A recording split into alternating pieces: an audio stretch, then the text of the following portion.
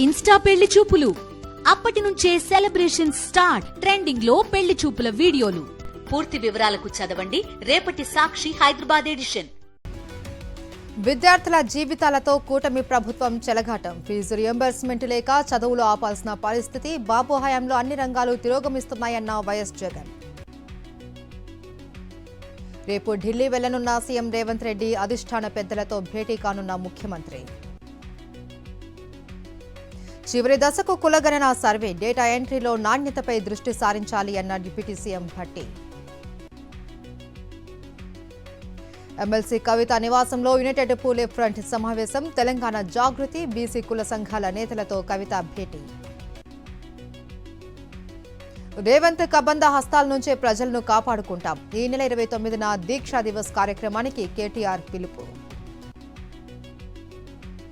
విశాఖలో danger bells మోగిస్తున్న diarrhoea, అతిసార వ్యాధితో చికిత్స పొందుతున్న బాధితులు. ప్రజారోగ్యంపై చేతులెత్తేసిన కూటమి సర్కార్.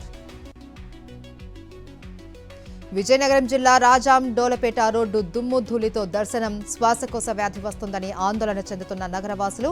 మున్సిపల్ అధికారులు తరచూ వాటరింగ్ చేయాలి అని కోరుతున్న ప్రజలు. మాదాపూర్లోని శిల్పకళా వేదికలో లోక్ మంథన్ కార్యక్రమం. పాల్గొన్న ఆర్ఎస్ఎస్ చీఫ్ మోహన్ భగవత్. నాగర్ కర్నూలు జిల్లా సాతాపూర్ వెన్నెచర్లలో ఐకేపీ సెంటర్ ప్రారంభించిన మంత్రి జూపల్లి. దళారుల చేతుల్లో మోసపోకుండా ధాన్యం కొనుగోలు కేంద్రాలలో అమ్ముకోవాలి అని సూచన. ధాన్యం కొనుగోలుపై హరీష్ రావు అసత్యాలు మాట్లాడుతున్నారు. ప్రజలను తప్పుదోవ పట్టిస్తున్నారని ఎమ్మెల్యే కడియం శ్రీహరి ఫైర్.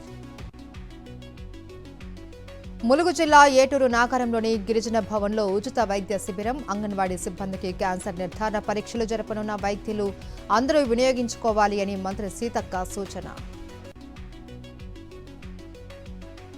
మావోయిస్టులు హత్య చేసిన బాధిత కుటుంబాలను ఎమ్మెల్యే తెల్లం వెంకట్రావు పరామర్శ. ప్రభుత్వం నుంచి వచ్చే ప్రతి సాయం అందజేస్తాము అని హామీ. ఖమ్మంలో నకిలీ బంగారం తాకట్టు పెట్టి బ్యాంకును మోసం చేసిన ముఠా గుట్టురట్టు.